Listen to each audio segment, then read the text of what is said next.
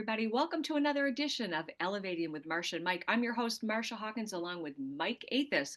And today's podcast, we're going to be talking about business climate and what's going on with everybody. We're getting ready to embark on emerging out of the first quarter of 2025. I think a lot of stuff has kind of been kind of paused, if you will, given the general election and the climate and where we're heading and what's on the minds of most business owners. And we're going to talk about that. And not only that, we're going to talk about solutions. So welcome aboard, Mike. Hey, Marcia, excited to chat today. We got a lot to talk about today. So Oh, there we so could many things going probably on. fill the day talking about Yeah. this topic. Yeah. In talking with business owners, what I'm finding, and this is just from what I'm seeing, is business owners per se, and I'm kind of relating it to my insurance business and my husband's contracting business. Most businesses are kind of energetic right now. They're very energetic about what they're going to be able to do with their business. The only caveat with that is that it's gonna take a little bit of time to get the economy up ramping. Like in where I am, gas prices have fallen considerably. Okay. However, the state of Massachusetts has granted EverSource and National Grid this huge price increase where no, I take that back. All residents of Massachusetts have seen an absolute like a 60 to 70% increase in their electric bill. For example, Wow. That's mine's huge. normally about 250. It's been $600 to $700 a month. Yeah. Um, Wow. yeah, yeah. And I've seen bills for businesses as high as 19,000. There's a group I'm in on Facebook that they're just absolutely, really worried about that. But overall, the mindset is that we're getting ready. We're getting ready to, I mean, look at the recession numbers are good. Inflation's down. Gas prices are down. Um, but like I said, I think it's going to take a little while for some of these things to start infiltrating into the economy. But that's got everybody. Like I know my husband was talking to a contractor the other day, and he was saying, "Yeah, I didn't book a job for 10 months, and now all of a sudden I've got 10 jobs I can do." So I I know could the believe that. Yeah. excitement is there, but I'm not sure that's translating into basically into the overall economy as it applies to our personal finances, based on what I just told you about. At Yeah. least in Massachusetts, with where we're saving on gas, we're now getting hit with this delivery charge through National Grid and EverSource, and I told you, I mean, we're absolutely getting killed. So that's really hurting people, and I think that has got people on edge. But overall, I would say the economy, business owners are energized by it. But that's not to say that they don't want to look at cost saving measures. And that's kind of where we come in. Yeah, I would agree with you. The cost savings and just efficiency across the board. So not and it doesn't even necessarily have to be financial. It could be just how do you streamline your business so that it runs more efficiently, so that you're going to provide a better service for your customer. We have a lot of tips and tricks up our sleeve that will do that. But I will tell you one thing. You hear a lot of rumbling right now of the economy's great or the economy's terrible, depending on which news source you're viewing, I believe. And I Agreed. think there's a lot of up and down with that. And before we came on air, we were talking about what's going on in Massachusetts versus I live in Florida, and it's a very different climate. Um, One thing that I have always thought of or kind of used as a guiding foundation within my business is this concept of acres of diamonds, where you can make money at any time, anywhere. And so I think if you go into the your your mindset for business, saying it doesn't matter what's going on with the economy, I can find a way to make things make things progress. That's the type of winning attitude that's going to win in any type of environment, whether you have the economy crashing down to absolutely nothing, or you have it breaking records every single day. So it's this concept of we can always go out and make money. It doesn't matter where you are. You can be in Massachusetts, you can be in Florida, you can be in California, Colorado. It doesn't matter. but there's always opportunity out there. And so what I see in times like this is not only can we help business owners with efficiency, through payroll, through merchant services, through SEO and website and brand recognition, all these things that we have, insurance options, that sort of thing, even hiring. I mean, I feel like I've been hiring every day for my entire business career, my entire working career. I'm But sorry. No. well, It's yeah, so hard. right? Yeah. I mean, there's so many different things that we can do, that we can offer up to our clients, that will propel them to be able to make positive moves in an economy, whether you believe it's terrible or you believe it's the best thing ever. So there's so many different moving parts right now. But like you said, I mean, I see gas prices falling. I see prices at the grocery store falling. Um, I was filling up. I'll go boating all the time. I have a couple boats in the backyard on my canal, and I have these huge jugs that I fill up at the gas station to fill them up. And 2 weeks ago, it cost me $75 to fill up to fill up three jugs of gas. And then last week it cost me $68. I mean, that's a savings that's gonna come through. And so, are you seeing it in your wallet? I mean, yes, you are, but it might not be as visible as a massive savings. It's going to take some time. I mean, there's it's not a light switch on and off with the economy on all these things, but it is the time, from my perspective, to put in the work and get out there and start making things happen. Because it's going to take off like a rocket, is my prediction. Yeah, I mean, let me circle back to what you said earlier, though. It really comes down to, are you making decisions about your personal finances or your business finances? Are you basing that off faith or fear? And if you're a business owner that is constantly basing your decisions off fear, you probably should not be in business, in my opinion. If you're basing them off faith, because like you said, if you start a business, if you're starting a business, no one's going to say, "Well, I'm only going to be in business until the economy goes bad." If Yeah. you're kind of going into that with that mindset, most people that start a business are looking for the longevity of it. So for someone to say, "Well, I'm going to do it, but if a certain candidate gets in, then I'm just gonna fold up shop and go home." I just do not subscribe to that mindset.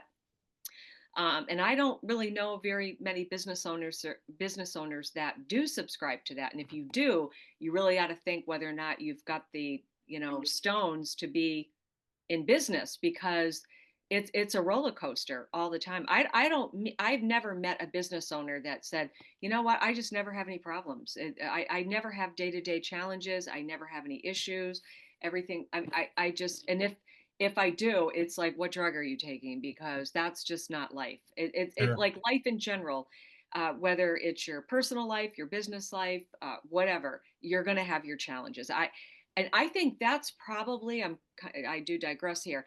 I think that if you can accept in life that we all really experience the same things in life, I think people would be happier, because I think a lot of times it's the isolation that you feel, when you're running a business, that you think you're the only person experiencing that, and a somewhat mild depression, if you will, for the lack of a better phrase, will kind of set in, and that will overcome, and then you start making those decisions based off fear and not faith.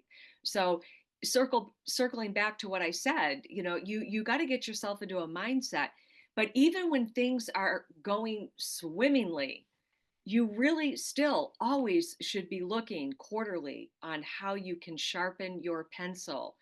How many times have I sat down with a business owner and I'll look at something, I'm like, whoa. I mean, I remember sitting down with one insurance client, and I was able to shave $13,000 a year off his general liability, umbrella, and commercial auto. That's a lot of money. That's a huge That's over savings. $1,000 a Yeah. month that I was able to save him. That is a lot of money. And sometimes people, business owners will, not want to even, maybe they've got a relationship with their insurance agent. They really don't want to. It's when it becomes work, and I know you're going to agree with me on this. The minute it becomes work for somebody, they don't want to do it. And oh gosh, I got to dig out my deck pages, and I got to, oh, I might have to sever my relationship with my insurance company. And oh, I don't know if I want to do that. It's like, okay, if you don't, then don't complain to me how business is if you're not willing to take a look at everything. Yeah. $13,000 a year is enough to go hire another part-time employee to help you, or to give the employees you have that you cherish and love additional money, or put more cash flow into your checkbook. So I don't know of anybody that doesn't want to save money. Or another example is when I go in and they'll say, I'm spending $2,000 a month on Google AdWords and I'm just not getting any business. It's like, but they don't want to stop doing it. It's a monkey see, monkey do mentality. They want to keep doing it over and over again. Or the benefits packages that they're offering, Yeah. and they're not taking a look at how they can offer more and spend less. I don't get it, other than the fact that I think if you're in a mindset that you know, if you're just waiting for things to change and you're not willing to make the changes, you're going to kind of get more of what you got. And I don't understand that mindset, but I run into it all day long. Well, it's funny as you're talking about that, it reminded me. I was dealing with on I do payroll optimization, and so we find ways to offer employees great supplemental health benefits, but also they get some tax savings out of it.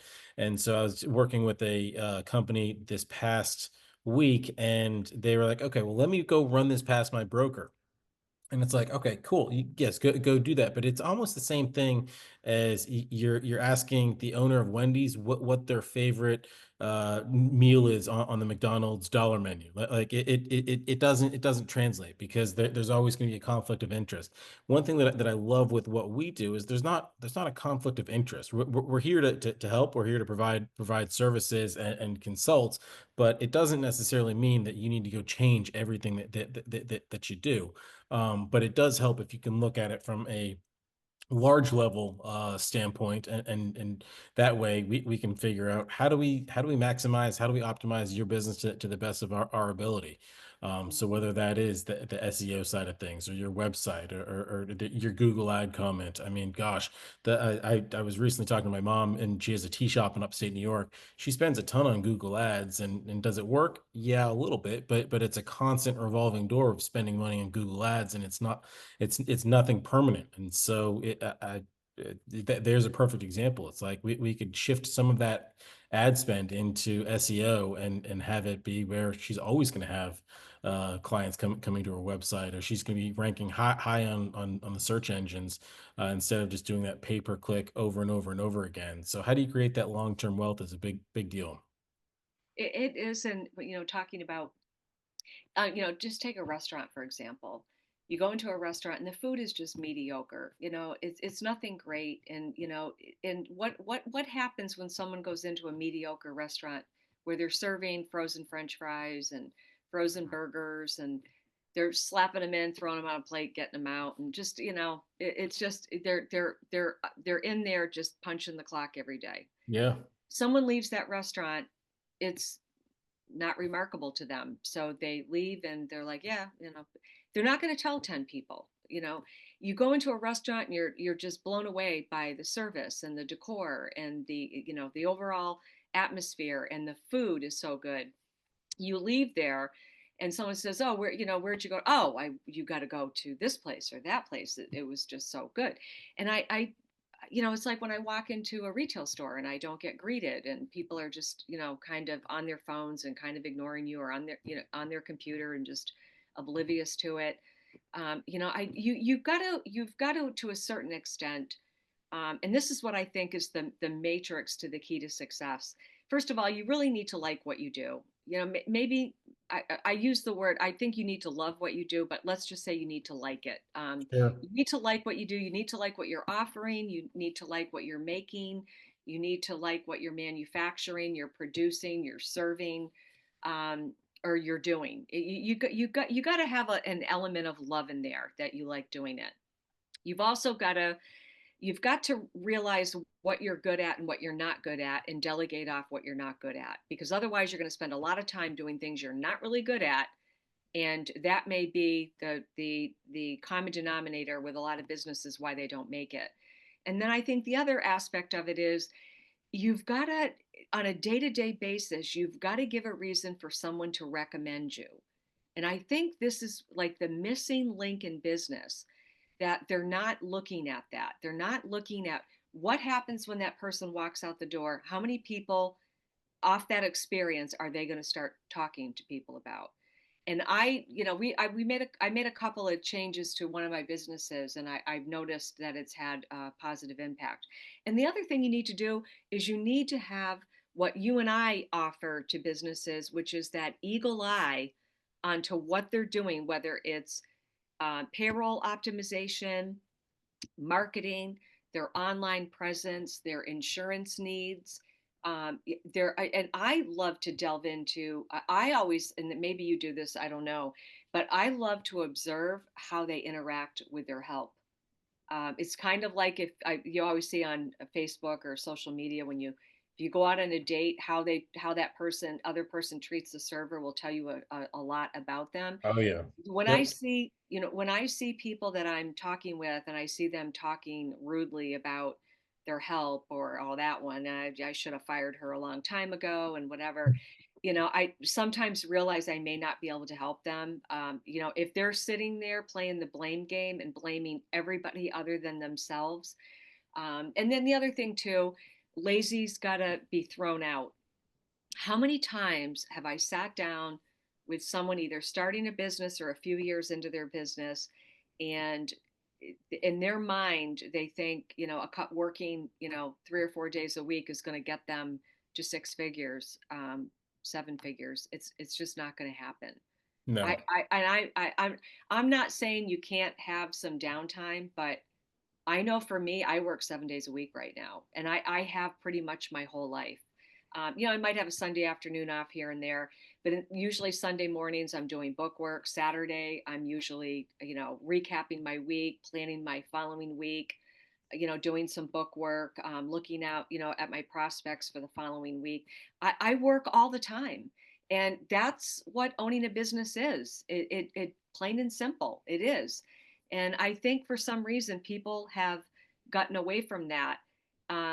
And I think the internet has given us a false sense of security that, and there are people online, I'll give you that make a lot of money for not doing a lot of work, but I don't know if it has a lot of legs underneath it. So I'm talking about a real bona fide business, not an influencer or whatever. Right. Yeah. A year may, The yeah. chink in it's the influencer. That's the issue. I mean, there's so many people that just want to sit there on their phones and try to make that's not a real business at the end of the day. And I Well, and think some that people should stay far away from it, to be honest. yeah, that's true too. Yeah. Yeah. I mean, Um, what I'm seeing is downright scary. But it really comes down to, that everybody's looking at their bottom line.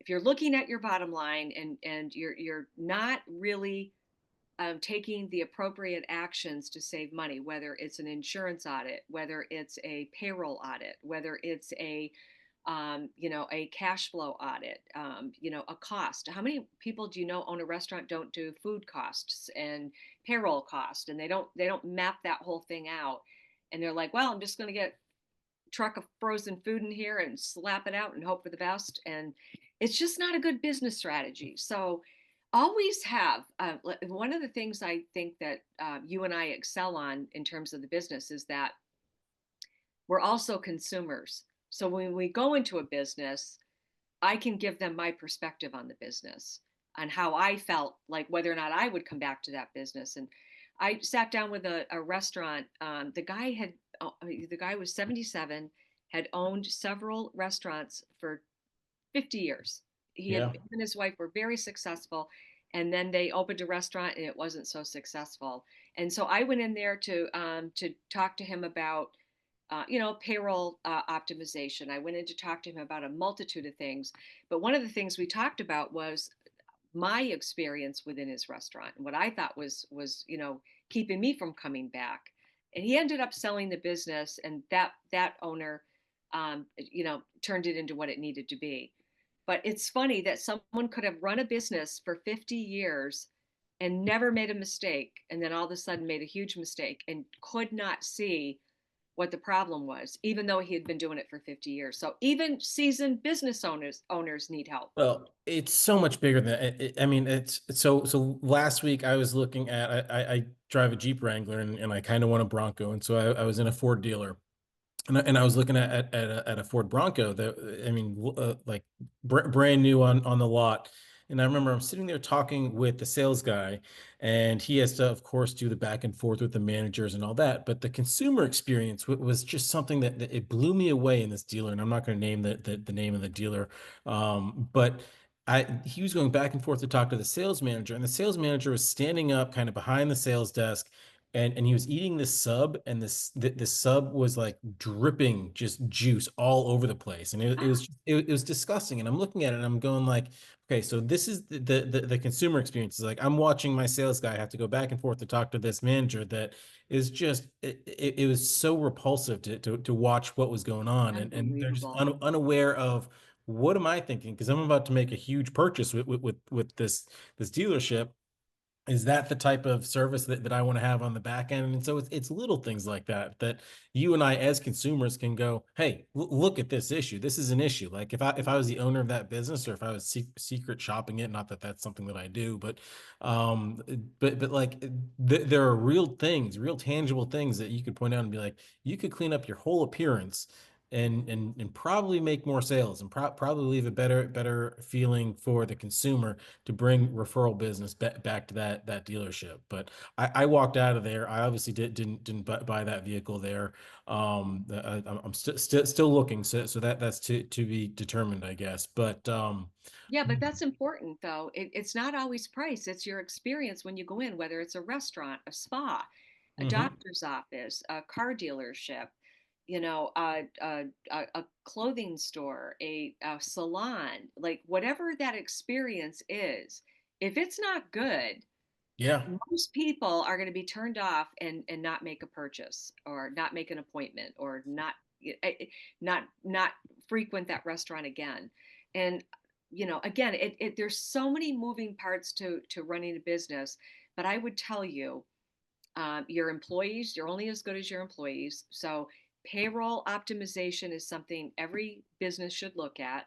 The absolutely. more you can give back to your employees, the happier they're going to be.